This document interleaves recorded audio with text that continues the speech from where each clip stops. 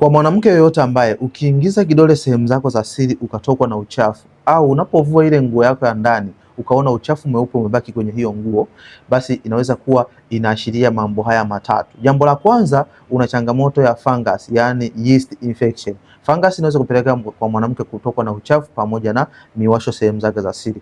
Lakini jambo la pili, unaweza kuwa na tatizo la maambukizi ya magonjwa ya zinaa. Inaweza ikawa ni kisonono, inaweza ikawa ni chlamydia, inaweza kupelekea pia hali hii mwanamke akawa anatokwa na uchafu sehemu zake za siri.